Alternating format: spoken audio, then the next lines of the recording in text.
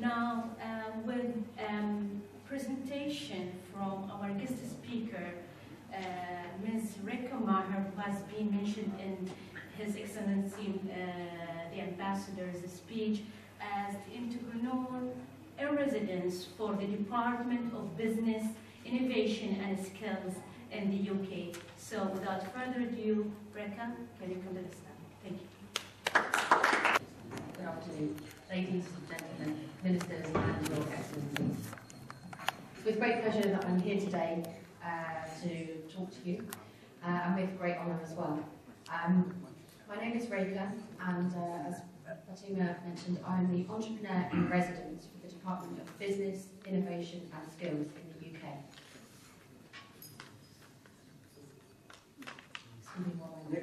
Thank you.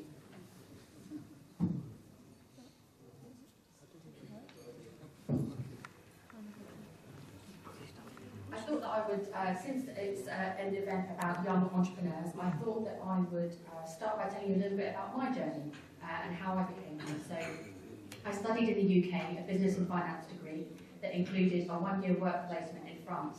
And I have to say it was my most enjoyable part of the degree, really putting into place the things that I had been learning. But I think everybody learns it differently. Thank you very much. Everybody learns differently.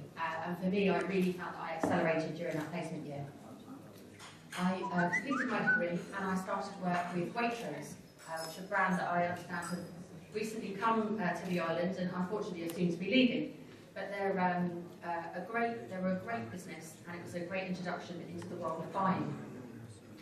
I then moved on to Amazon, a global brand. I'm sure you're all very well aware. And again, it was a great journey of learning and progression about how an efficient business model really can work with less people than normal. But I decided that after 4.5 years there, that I wanted to do something different, but I didn't quite know what that meant.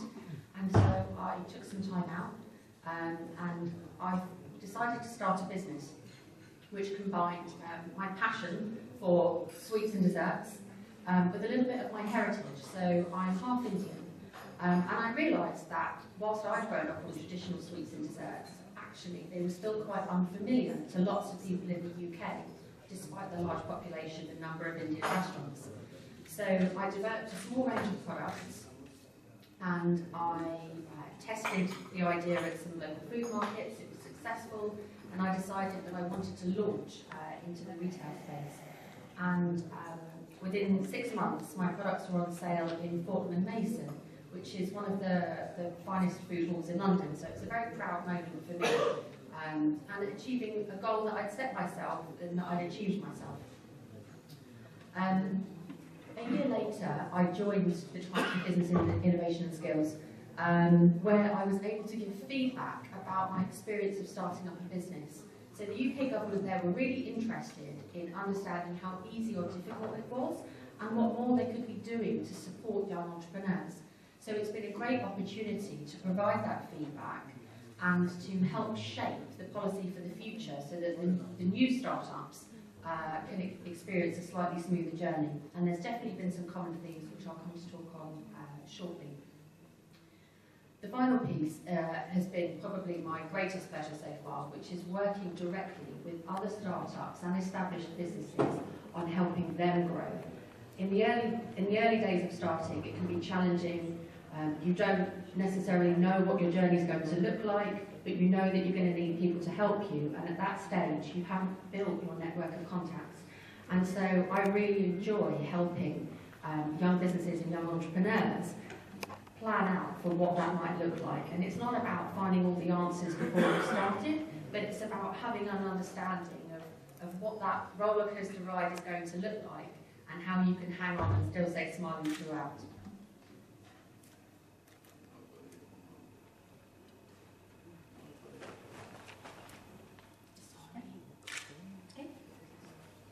So there's myself and one other gentleman who are entrepreneurs in residence at BIS. So they wanted to understand from a startup perspective, but they also wanted to understand, okay, well, what if you've been running your businesses successfully? What is it like to grow? So my colleague Lawrence advises the government on that section.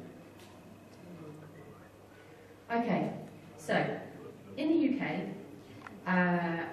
there has been a huge awareness, a huge boom, and lots of conversation and discussion about starting up. In 2013, more businesses were started than ever before. I think it was the 6th of December, we reached over 500,000, which is phenomenal. New registrations, new businesses, and lots of support behind it. There's an organisation called Startup Britain, which has been supported by the government and is really there to act as a communication tool and a portal for people to go to when they think, where do I start? They've been doing lots of different activities, and they hosted a speed networking event. Now, I've only been in Bahrain for 10 days, and I've attended some fantastic events and met some lovely people who really love to network, and it seems it comes very naturally. So perhaps this is something that might work over here. But they had different organisations hosting the networking event across the country and actually broke a world record, which is great. Really, it's about raising awareness of the importance of networking, but the people that were there and that were participating are actually gaining and contributing to their business as well. So I've called it an entrepreneurial ecosystem because I imagine it as almost a glass bubble where you've got everybody feeding everybody else. And in principle, in practice, it would start with education, and it would then move into enterprise or entrepreneurship, local enterprise, and feeding back in. And we're starting to see that back in the UK. The number of enterprise clubs that are held within the universities are on the increase, and the students are running real, profitable, growing, functional businesses, which I think is brilliant. And how exciting is it to be actually learning on the job than spending all of your time reading or being lectured to? I certainly know that I prefer that. And we're also really starting to see big companies helping small companies.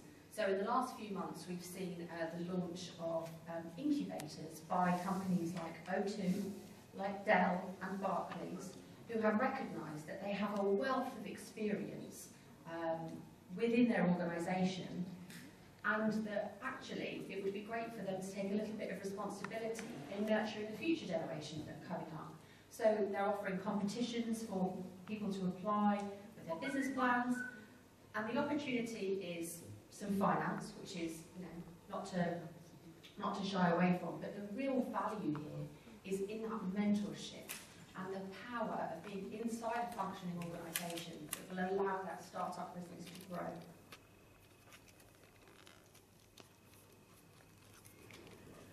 So, what are the UK government doing to support entrepreneurship? So, we are really starting to see, and it is very much a start of a collaboration between education and industry. And I talked before about the ecosystem, but it's about planting that seed at the earliest possible stage. So, key stage 1 in the UK is the very first level of schooling. So, you've sort of got children from 4, 5, 6, 7 upwards. They're holding their own market days, if you like, where they are making product out of the crafts and materials that are available in the classroom, and then bartering and trading with each other, or holding sale days for the parents.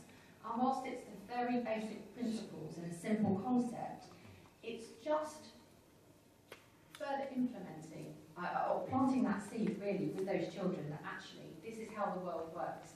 And it could be in exchange of money, or it could be in exchange of services. But essentially it's about that interaction.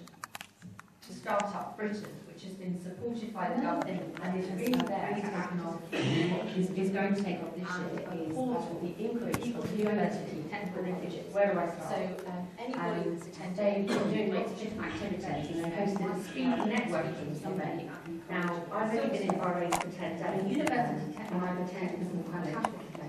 Some lovely pages for students who really love to network, and it seems it comes very naturally. So this is something that might work over here. But they had different organisations specialises in high performance engineering, actually broke a world record, which is great. Really, it's about raising awareness of the importance of networking, that the people that were there and that were part of school are also being given projects by British engineering manufacturers, which is, again, fantastic, a really exciting element to add to your school day, but also contributing back into the economy at such an early age. We've realised the power of these colleges, and another 27 are going to open this year alone. So by September, there will be 40 across the UK. And I think it's a really good way for passionate students to, again, learn, gain skills, become work ready, but have an outlet to funnel that passion into, and not just for it to all be theoretical. And I mentioned before about the University Enterprise Clubs. There's an organisation called, I need to get this right, the National Association for Colleges and Universities Entrepreneurship. They pioneered for the government to support them to increase the number of enterprise clubs across the university, and they've succeeded. So they now have some government funding, and they raise some funding from the private sector as well. They then run competitions for the enterprise clubs to win some money to put back in, run campaigns, and really to roll this out. And there was a great example of a recent competition that I judged from a business that had created their own brand of drinks.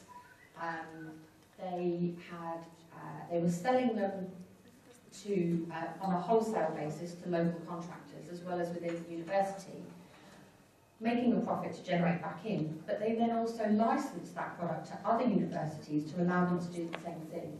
And I think that this can only be a great thing. The business schools as well are another way of connecting industry and education. So there's 131 business schools in the UK. Lord Young, who is the business advisor to the Prime Minister, is personally visiting every single one of them because he believes so passionately that this can be a real ignition for growing the ecosystem. And apprenticeships. Apprenticeships are something that were popular perhaps 20 years ago in the UK, and they fizzled out. They weren't seen as attractive by the students, and therefore the demand went away. But they're starting to come back in, and again, it's a great way to gain skills and experience. The risk has typically been with the employers for the time that it takes to train them, the cost that it takes to train them, and then the worry that they won't stay there. Actually, what the government are doing are offering grants for businesses to take on students, and then offering funding to train them as well. So they're really removing all of the risk, which has got a double positive effect. And finally, they are committing funds, so allocating part of the budget to the sectors where they see the biggest potential. And science has been very topical in the last week or so, but £600 million worth of funding has been allocated to this section alone for universities and associated projects. There's an organisation called the Technology Strategy Board who work in partnership with the government as well as private sector, and they really are the hub for this innovation within technology and science. They are doing a very good job at looking at what the marketplace needs, what solution is required. They then work with the academic sector to make sure to conduct some research, and they support entrepreneurs to go out and find a solution, create one, prove and test the concept. They have, I think, 100 competitions every year with £225 million worth of funding behind it. So again, they're removing the risk, but it's focused on areas that are interesting, are going to benefit the entrepreneur, but also contribute back to the economy. And I just think it's a great example of an area that's functioning really well. This is just a quick diagram to show how their budget for the next year is going to be spent in terms of the sectors. The biggest sectors are healthcare, energy and high value manufacturing, and transport.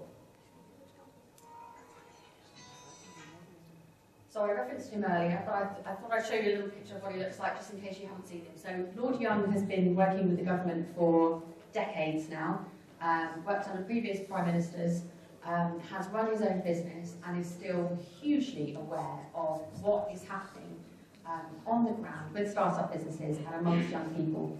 And as he says, there's never been a better time to start. I'm sure, or hopefully some of you are aware of the Great Campaign, have seen the big red bus that's been driving around for the last 10 days, which I have to say looks significantly more iconic here than it does at home where it's lost in a sea of them. So I just wanted to highlight this as the campaign comes to a close. And that's it. I'd like to thank you all for listening.